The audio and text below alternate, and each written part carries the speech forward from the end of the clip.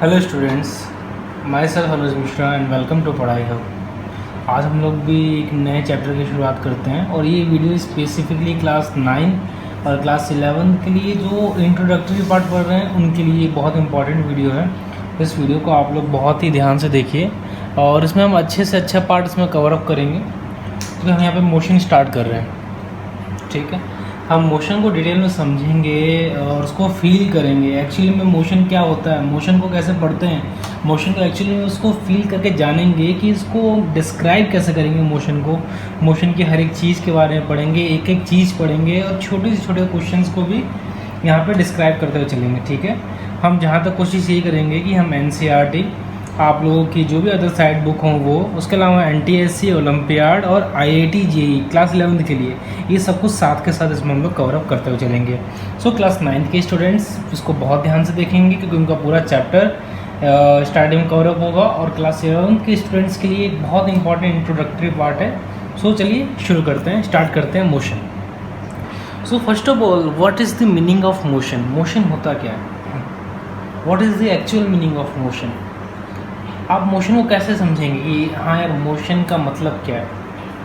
तो कुछ नहीं, मोशन का मतलब मूवमेंट, किसी भी चीज़ का मूवमेंट होना अपने प्लेस से मोशन होता है। जैसे मान लो ये एक सरफेस है, ठीक है, suppose that this is surface. यहाँ पे एक ऑब्जेक्ट है आपके पास A and here another object is B, alright. अब पता चलता है कि जो ये A है ये डॉट डॉट मूवमेंट करके यहाँ तक पहुँच गया B के पास। हम क्या बोलेंगे, मोशन हुआ है नहीं हुआ? हाँ भैया मोशन हुआ है। अब मोशन में दो चीज़ें होती हैं, एक तो बात आती है डिस्टेंस, एक बात आती है displacement. So what is the meaning of distance and what is the meaning of displacement? Alright, हम बात करते हैं डिस्प्लेसमेंट की।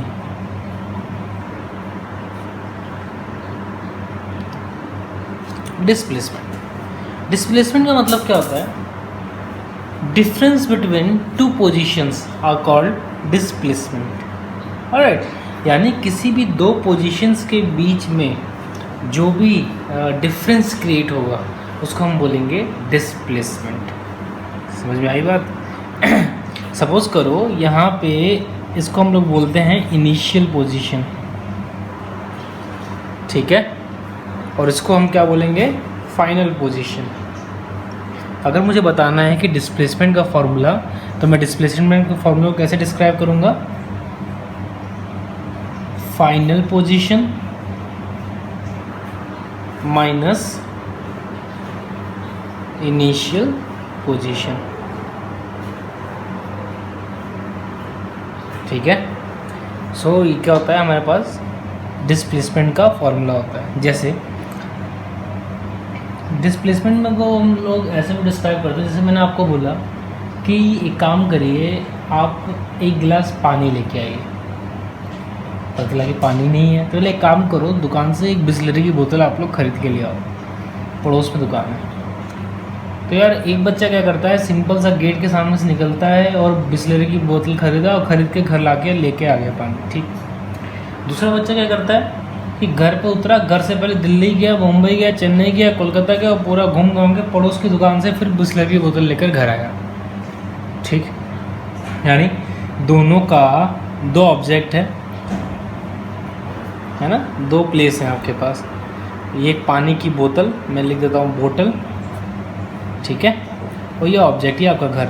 तो एक तो गया और सीधे जाके ले आया और दूसरे पर्सन ने क्या किया, यूं यूं यूं यूं मूवमेंट किया, मूवमेंट करने के बाद भी यहाँ पे आया, यानी इतना मूवमेंट किया। देखते हैं यार कि क्या दोनों का डिस्प्लेसमेंट सेम आता है। तो अगर मैं लिखूँगा डिस्प्लेसमेंट, सपोज करूँ यहाँ 0 और यहाँ से यहाँ तक की डिस्टेंस है 5, तो डिस्प्लेसमेंट का फॉर्मूला क्या होता है? Final position minus initial position.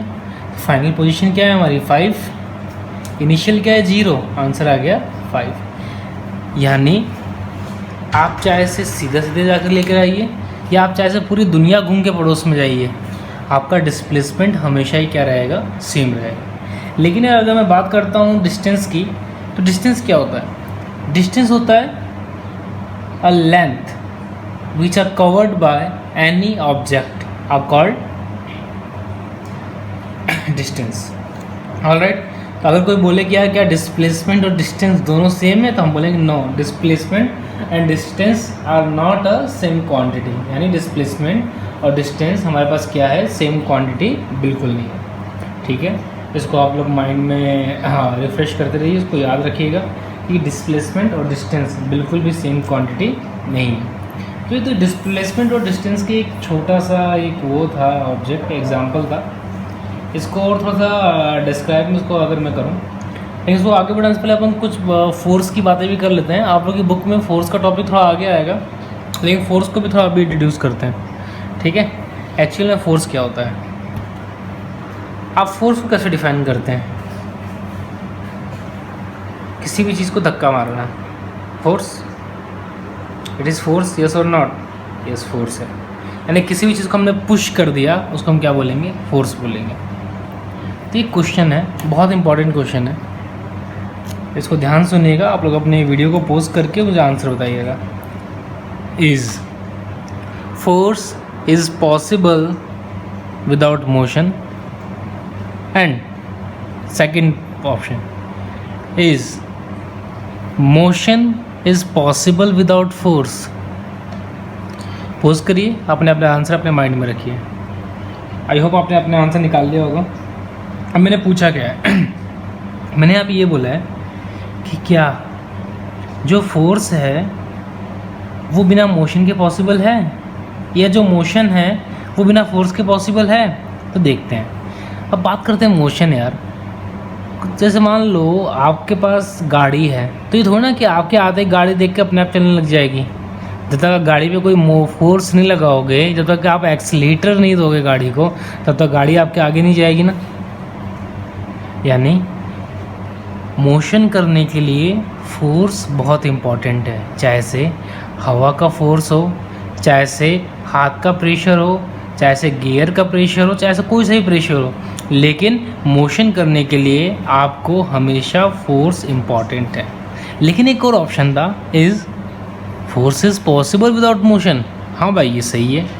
जैसे आप लोग अपने घर के दीवार पे आप पुश करेंगे, तो आप लोग जब अपने घर के दीवार पे पुश करते हैं तो क्या दीवार खिसक के पड़ोस वाले घर में चली जाती है? क्या नहीं जाती है, वो दीवार वहीं पे वहीं स्टेबल रहती है।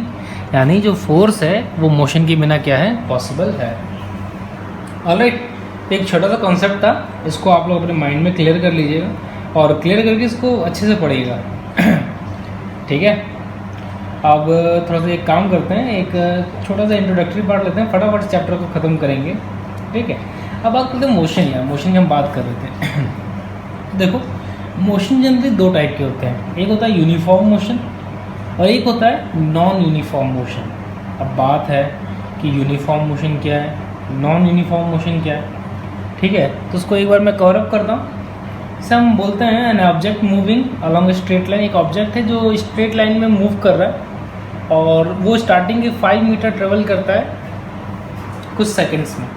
ठीक, और नेक्स्ट सेकंड्स में वो वापस स्ट्रेट जा रहा है, नेक्स्ट 4 सेकंड में भी स्ट्रेट जा रहा है 5 मीटर, देन दोबारा 5 मीटर स्ट्रेट जा रहा है, देन दोबारा 5 मीटर स्ट्रेट जा रहा है। यानी एक सीधा साधा बच्चा है, इस बच्चे को हमने डिस्टेंस कवर करने के लिए बोला, तो यार ये इतना 5 मीटर चला, ये दोबारा 5 मीटर चला, ये दोबारा 5 मीटर चला और ये दोबारा 5 मीटर चला। लेकिन अगर मैं तुम लोगों की बात करूं तो तुम लोगों को बोले कि स्ट्रेट चलने के लिए, तो तुम लोग सीधा नहीं चलोगे। तुम लोग क्या करोगे, नालायकों वाले काम करोगे और कभी इधर भाग जाओगे, कभी इधर चले जाओगे, कभी इधर चले जाओगे, कभी इधर चले जाओगे और फिर कभी इधर चले जाओगे। यानी जो तुम लोग की मोशन है वो स्ट्रेट नहीं है, यूनिफॉर्म नहीं है। आई बात समझ में? अगर आप लोगों की मोशन एक ही लाइन में हो, एक ही डिस्टेंस में हो और सेम सेकंड में सेम कवर अप हो रहा हो, तो उसको हम लोग क्या बोलते हैं, यूनिफॉर्म मोशन। और अगर सेम कवर अप नहीं हो रहा हो तो उसको हम लोग बोलेंगे नॉन यूनिफॉर्म मोशन। तो इसको माइंड में रखिए। जैसे अगर मैं बोलता हूँ कोई एक सीधी रोड पे एक कार चल रही है, तो यूनिफॉर्म या नॉन यूनिफॉर्म? वही यूनिफॉर्म। अगर मैं बोलता हूँ एक क्रिकेटर है, एक बॉलर बॉल फेंक रहा है, तो वो जो बॉल है वो यूनिफॉर्म है या नॉन यूनिफॉर्म? आप क्या बोलोगे, वो है नॉन यूनिफॉर्म। हमको पता नहीं ना कि बॉलर गुगली डाल दे, स्पिन डाल दे, स्विंग कर दे, कैसा कर दे, तो वो क्या हो जाएगा हमारे पास, नॉन यूनिफॉर्म मोशन हो जाएगा। ऑलराइट, नेक्स्ट थोड़ा सा और मूवमेंट करते हैं, आगे बढ़ते हैं।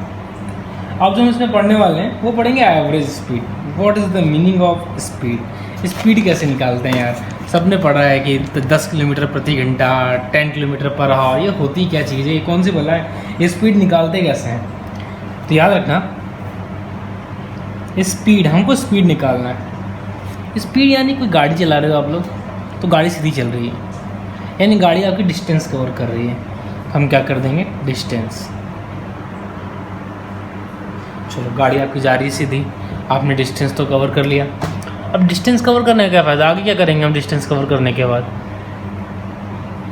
तो डिस्टेंस तो कवर हो रहा है हमारे पास यहाँ पे, लेकिन जो डिस्टेंस आप लोग कवर कर रहे हो वो कुछ ना कुछ टाइम तो खर्च कर रहे हो ना। ये थोड़ी ना कि अभी बैठे हो डोरेमोन का गैजेट निकाल के एनीवेयर डोर निकाला और आप उसको सीधा पहुँच गए एकदम एक ही बार में, दिल्ली से मुंबई, मुंबई से कोलकाता, यानी कहीं नहीं हिले। आप लोगों ने कहीं भी गेट ने टाइम बर्बाद नहीं किया, तुरंत 1 से 2 सेकंड में पहुंच गए।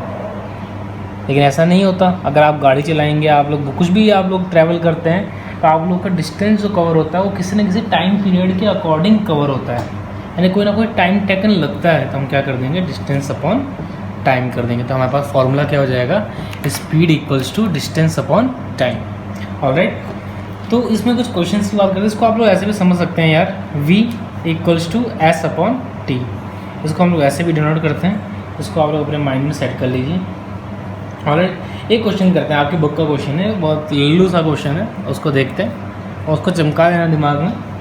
क्वेश्चन है, an object travel 16 metre in 4 second, then another 16 metre in 2 second, what is the average speed of the object. अब बोला है क्या, ये एक ऑब्जेक्ट है, ठीक है, वो 16 मीटर ट्रैवल करता है, कितना, 4 सेकेंड में, ठीक। अब इसके मन में दोबारा सनकी है साला, आपने गाड़ी और तेज़ भगाया और भगा के दोबारा यहाँ पे पहुँच गई ऑब्जेक्ट, लेकिन दोबारा 16 मीटर जो है ना, यहाँ से एकदम तेज़ रफ्तार में पहुँचा 2 सेकंड से। अब बोला है कि बताओ यहाँ से यहाँ तक की स्पीड क्या होगी, एवरेज स्पीड कैसे निकालेंगे हम लोग। स्पीड यानी v यानी वेलोसिटी बोल देंगे हम इसको, और टोटल डिस्टेंस क्या हो जाएगी हमारे पास, 16 + 16 क्या हो जाएगी, 32, और टाइम कितना हो जाएगा, 4 + 6 2, यानी क्या हो जाएगा 6। इसको आप लोग सॉल्व कर दीजिए, तो क्या हो जाएगा 16/3, ये क्या हो जाएगा आपका फाइनल आंसर। अब बात आती है इसकी यूनिट क्या होगी, सर यूनिट क्या मतलब क्या होता है। तो देखो डिस्टेंस है नहीं, खाली आगे बढ़ रही है, तो इसकी यूनिट हो जाएगी मीटर, अपॉन क्या होता है, टाइम की यूनिट क्या होता है, सेकेंड, तो मीटर पर सेकेंड। इसको याद रखिएगा आप लोग, बहुत इंपॉर्टेंट है यार। अब थोड़ा डिफरेंट और बात करते हैं, जैसे मान लो अगर मैं कोई क्वेश्चन दूँ, क्वेश्चन मैंने ऐसे बोल दिया आप लोगों को कि एक ऑब्जेक्ट है आपके पास, ठीक है, मान लो ये एक ऑब्जेक्ट है, थोड़ा डिफरेंट क्वेश्चन है ना, एक ये ऑब्जेक्ट है, यहाँ पे कोई ओरिजिन था, और तो ओरिजिन से मतलब नहीं है हमको, तो ऑब्जेक्ट जो है ना ये अभी रखा हुआ है 2 मीटर की डिस्टेंस पे, और यहाँ से मूव होकर वो 6 मीटर की डिस्टेंस पे चला गया। तो बताओ कि इसकी स्पीड क्या होगी। तो यार अब उनको इसके बीच का स्पीड नहीं दे रखा, यहाँ नहीं दे रखा। हम ऐसी सिचुएशन में करते क्या हैं, तो ऐसी सिचुएशन में जो एवरेज स्पीड आती है उसका फॉर्मूला होता है u + v बाय 2। u मतलब इनिशियल वेलोसिटी, v मतलब फाइनल वेलोसिटी अपॉन 2, यानी जो पहली वाली वेलोसिटी होगी और जो सेकंड वेलोसिटी होगी उन दोनों का सम कर देंगे और अपॉन में 2 कर, पहले क्या है 2, सेकंड क्या 6, 2 + 6 8 डिवाइड बाय 2, और आंसर क्या हो जाएगा हमारे पास 4। तो इस फॉर्मूले को भी आप लोग माइंड में बिल्कुल चमका लीजिए, सेट कर लीजिए, क्योंकि बहुत इंपॉर्टेंट और बहुत कंसेप्चुअल फिनोमेना है, तो उसको माइंड में सही रखिएगा आप लोग, ठीक है।